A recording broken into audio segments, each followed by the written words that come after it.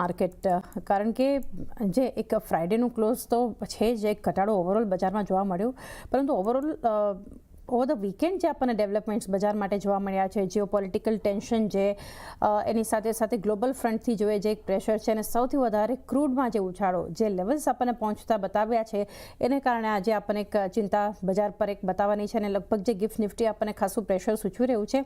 પરંતુ આ જે બધા ડેવલપમેન્ટ્સ આપણે જોઈ રહ્યા છે, ઇઝરાયલ અમેરિકાનો જે હુમલા સતત 2 સપ્તાહથી આપણે જોઈ રહ્યા છે, જે પ્રેશર બની રહ્યું છે, કઈ રીતે સમજવું જોઈએ અત્યારે?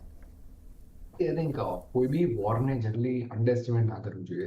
We remember that રશિયા-યુક્રેનની વોર સ્ટાર્ટ થઈ ત્યારે one was assuming કે I think રશિયા જેટલી પાવરફુલ કન્ટ્રી યુક્રેન જેવી નાની કન્ટ્રીને I think 1-2 દિવસમાં વોર પતાવી દેશે. And till date we are facing the brunt of that war.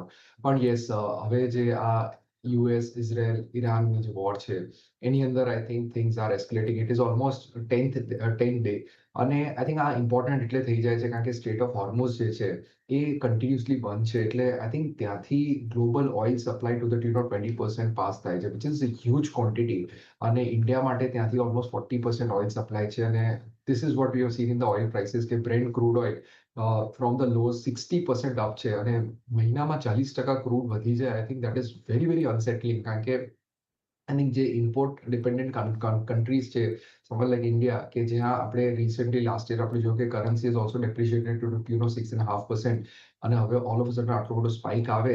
No doubt we have, આપણી પાસે સ્ટ્રેટેજિક રિઝર્વ્સ છે, પણ I think this is very very unsettling. અને ગ્લોબલ લેવલ ઉપર whether it is for the chemical companies, whether એવી companies કે જ્યાં ફ્યુલની demand high હોય છે, આઈ થિંક એ બહુ અનસેટલિંગ છે. અને એના લીધે I think definitely markets always એક કોશિયસ સ્ટાન્સ લે. અને જે રીતે યેસ્ટરડે સ્પાઇક થયો છે because of certain attacks, I think આપણે જોયું કે ઓવરઓલ ગ્લોબલ માર્કેટ્સના ફ્યુચર્સ છે એ ડાઉન છે, અને India is probably in line with that. એટલે આજે આપણે આઈ થિંક પ્રોબ્લી એક જોઈશું કે રિએક્શન આવશે, હોપિંગ ફોર ધ ફેક્ટ કે I think this war ends quicker. અને ખાસ કરીને એકવાર આઈ થિંક જો વોર કોઈ બી કારણસર ખતમ થાય છે જલ્દી, અને સ્ટેટ ઓફ હોર્મુઝનું કેપ્ચરિંગ જો યુએસ ફોર્સિસ કે ઇઝરાયલી ફોર્સિસ કરે છે અને એ ઓપન અપ થાય છે, I think that will be a big sign of relief. Otherwise એવો પ્રોબ્લેમ નથી કે oil is in short supply like other commodities. ઓઇલમાં સપ્લાય ઘણું છે, it is just that supply is ડિસરપ્ટેડ.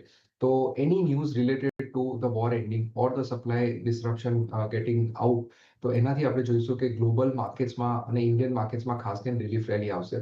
Four investors I think બહુ જ સારી opportunity બને છે કે આ જીઓપોલિટિકલ ટેન્શનના લીધે I think first half of this year to accumulate good quality stocks, કે top up in your existing quality investment portfolio. કારણ કે ઇન્ડિયા પાસે ઘણી બધી સ્ટ્રોંગ રેઝિલિયન્ટ કંપનીઝ છે, બેલેન્સ શીટ્સ બહુ સ્ટ્રોંગ છે. એટલે આ પ્રકારના જીઓપોલિટિકલ જે મેક્રો છે જે બગડ્યા છે એને વિથસ્ટેન્ડ કરવાની ચોક્કસપણે ઇન્ડિયન બેલેન્સ શીટ્સ, ઇન્ડિયન બેંક્સમાં સ્ટ્રેન્થ છે. So we will come out very strong, but these are the times કે not to get scared, not to panic, not to take impulsive decisions, અને દરેક ઘટાડે સારા ક્વોલિટી પોર્ટફોલિયોઝમાં એડિશન કરે.